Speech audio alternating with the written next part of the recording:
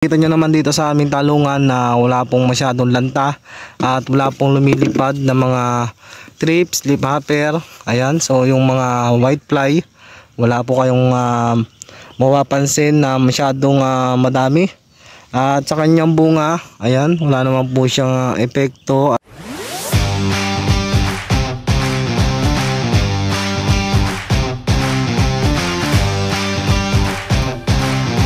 So yun mga kagulay, isang magandang umaga po.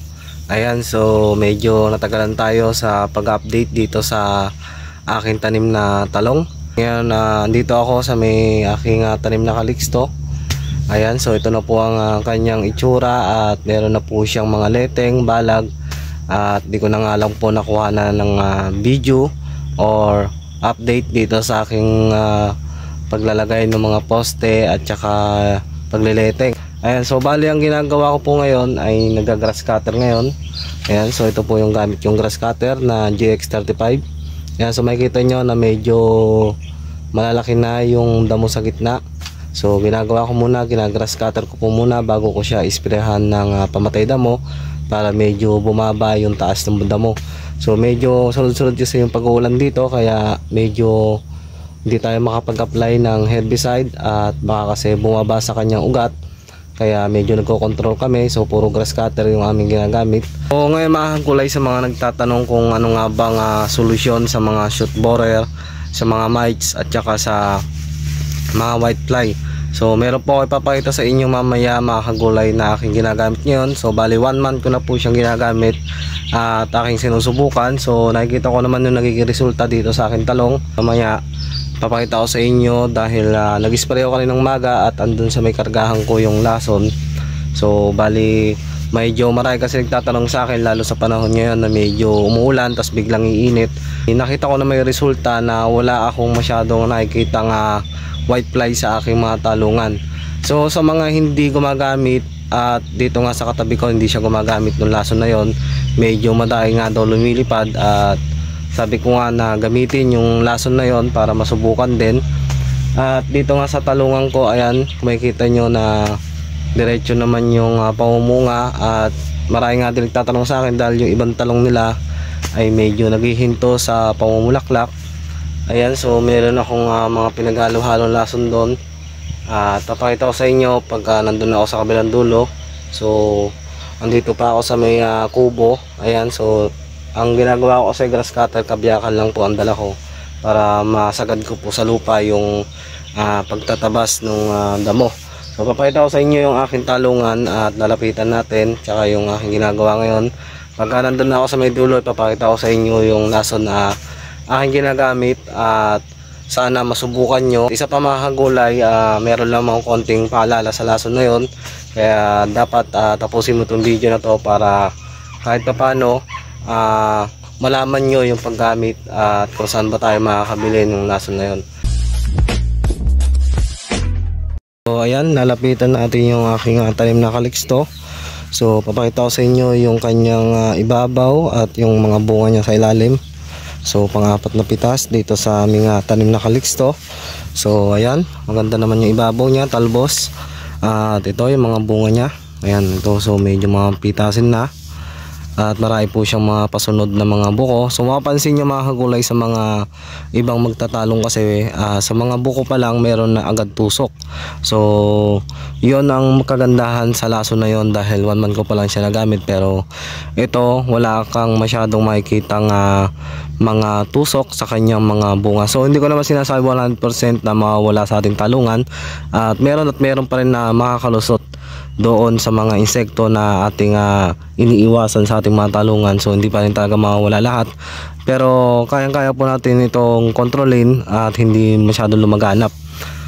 Ayan, tapos ito nga pala mga kagulay yung aking ginagrass cutter. Ayan, so medyo pumalas siya o bumaba dahil ang damo nito hanggang dito na nga kasi sunod ng ulan hindi rin makapag-apply ng mga herbicide. Kaya grass cutter yung aking ginagamit dito. So hindi pa ako masyadong natatapos. So bali pagka kukuha pa akong kasama ko, bali 2 grass cutter na po yung aming gagamitin. Ayan, so sa talbos, okay naman po siya mga kagulay, at saka sa kanyang mga buko na halos nagdidiretso naman yung mga bulaklak na kanyang nilalabas. So dito pa lang makikita nyo kasi sunod-sunuran mga kagulay pagka hindi naglalagas yung ating mga bulaklak. Kasi kung may bunga dito mga kagulay, dapat meron na siyang kasunod dito sa kanyang susunod na pamulaklakan. Dapat hindi po yan malagas. So bale, ito po yung kanyang ilalim. Ayan na may mga bunga niya na medyo malinis. Ayan, so makikita nyo na wala naman siyang mga butas na makikita. Ayan, so tsaka malambot. So makikita nyo rin sa kanyang tampok na berdeng-berde siya. So yan po mga bentahe sa mga buyer. Nakita nyo naman na yung bulaklak niya, ayan. So kompleto naman siya sa kanyang mga pamulaklakan. At yung mga buko niya ay nagtutuloy naman. Ayan, so makikita nyo. Ayan, nasa ilalim siya. Ayan, so makikita nyo may mga buko siyang mga nagdidiretso. So sa mga nagtatanong kung bakit nga daw naglalagas yung ibang bulaklak, so marami na po naging video tungkol dito sa pamumulaklak ng Calixto. So kalimitan kasi itong tatlong bulaklak hindi na po masyadong nagtutuloy yan. Meron man pero bihira lang po. Ang talaga nagtutuloy lang po sa Calixto itong malaking bulaklak na to. Ito po yung nasa bungad ng pamulaklakan. So ito po ang alagaan natin sa Calixto, kasi katulad nito mga kagulay, wala na siya yung tatlong bulaklak na makikita dito. So ito na lang ang natira. So ito po siya, ito po yan pagka bulaklak pa lang. Meron pa po siyang tatlo pero malalagas din po yan. So kung magtuloy man niya, maliit lang din po ang lalabas sa bunga dyan. Kaya kung maaari, wag po siyang hayaan yung pinakamayor niya na pamulaklakan na maglagas. So mas maganda na applyan natin mga pulyar para hindi po siya malagas, dahil sayang yung sunod-sunuran, sayang yung paglaki kung medyo makukulangan tayo sa pag-apply. So ito na po yung aking ginagrass cutter. Kabiyaka lang po dala ko para medyo mas madali, at medyo tagilid kasi yung ating ginagrass cutter dahil nakasablay to. Ayan, so ito yung hindi ko pa nakagrass cutter. Karamihan naman ng damo dito mga kagulay ay yung mga gumi, tsaka may konting mga salampak, pero papababain ko muna siya para pagka inisbrayan ko hindi masyadong tumama sa kanyang mga bunga. Sayang din naman mga kagulay kung matatamaan yung bunga kasi magbabaltik ito. So samahan niyo ako mga kagulay, at andun kasi sa kabilang dulo yung aking mga lalagyan ng lason. So pag hinto ko doon, papakita ko sa inyo yung aking mga ginagamit at yung aking tinatry na lason na bago ngayon, pang shoot borer at saka sa white fly at saka sa hanip. So yun ang kalimitang problema ngayon, na uulan at iinit ang panahon. So yun mga kagulay, ito na nga po, at papakita ko po sa inyo yung aking ginagamit dito na aming tinatry nga. Halos 1 month ko na siyang ginagamit. Ito po yung Teleride. So hindi ko lang po sure kung tama ba yung aking pagkabasa. So dito sa video na to, wala po akong pinopromote na mga lason. Ito po yung talagang aming ginagamit at sinusubukan. So bago naman ako maglabas ng video dito mga kagulay, ay aming muna sinusubukan, at hindi pa ako basta-basta naglalabas ng video kung hindi pa namin na-try kahit 1 month. So ito po, 1 month na po namin ginagamit, at aking ginagamit po ito ng puro-puro. So bali sa 25 liters po ay nagtitimpla po ako ng 30 ml. So pagitan sa araw po ako nag-apply nito, at hindi po araw-araw. So bali mga kagulay, makikita nyo din sa kanyang ilalim. So yellow label siya. Medyo mag-ingat din po tayo sa paggamit dito dahil yellow label. Ayan, so mapapansin nyo rin. At dito nga mga kagulay, sa mga tinatarget niya, ito yung thrips, aphids, worm, tsaka fruit borer. Ayan, kalimitan natin nakikita sa talong. At yung mites, leaf miner, so yung po yung parang jet na nakikita naman natin sa sitaw. At ito po yung leaf hopper. So ginagamit niya pala ito mga kagulay sa pineapple, watermelon, papaya. Ayan, sa strawberry. At syempre dito sa talong, sa eggplant, ayan, onion, at ginagamit din ito sa kamatis. So bali mga kagulay, ito po ay 1.8 EC. Ayan, so ang kanyang AI po ay Abamentic. So ang Abamentic po, ang kanyang epekto sa mga insekto na katulad na nakita natin dito sa kanyang cover. So basa nyo dyan mga kagulay, ang kanyang tinatarget nga po kalimitan ay yung mga mites o yung mga malilipad talaga. Ang insecticide na to ay contact. Nag-spray po tayo at kanyang tinamaan, ay kanya pong naapektuhan agad. So mabasa nyo dyan, naapektuhan po yung kanyang tiyan. So yun po ang kanyang tinatarget at contact. So ito po maganda i-apply sa umaga at sa hapon kasi medyo malupat.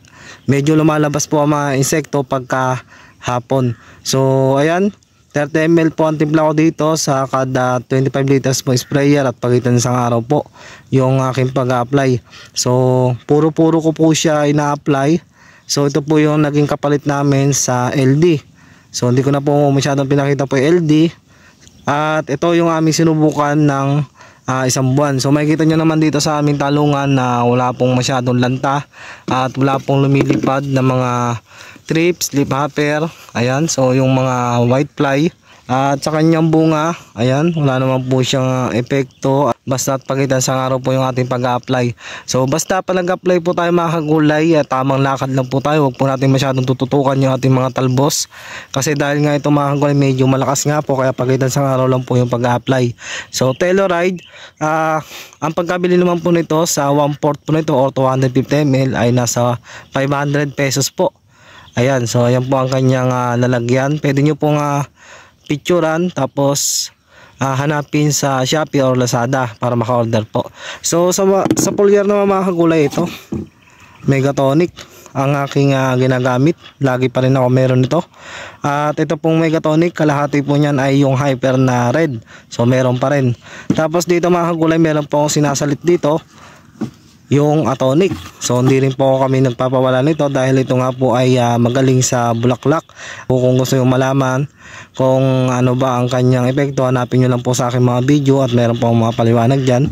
Bale wala naman ako nakikita mga whitefly kasi mapasin nyo sa whitefly, mabilis din pong maghinog yung mga dahon sa kanyang ilalim. Ayan, so makikita nyo meron pa naman siya mga dahon-dahon sa ilalim. Pagka meron po kasing hanep yan or mga whitefly, mabilis pong dumilaw yung dahon sa kanyang ilalim. Halos sanga na lang po inyong makikita pagka naganap. So sa lanta ng talbos wala naman po masyado nakikita. So hindi ko naman po sinasabi dito na 100% na wala talagang lanta. Ang gusto ko lang pong ikon sa inyo na nakokontrol po natin yung mga peste dito sa ating mga talungan. At bukod nga doon, medyo maganda po kasi ang presyo ng talong, kaya ayun, pasensya na din po at medyo madalang po tayo mag-upload kasi medyo busy po tayo. Pero gawa ko po ng paraan na makapag-share po ulit sa inyo at makapaghanap ng ibang lason na pwede natin gamitin. So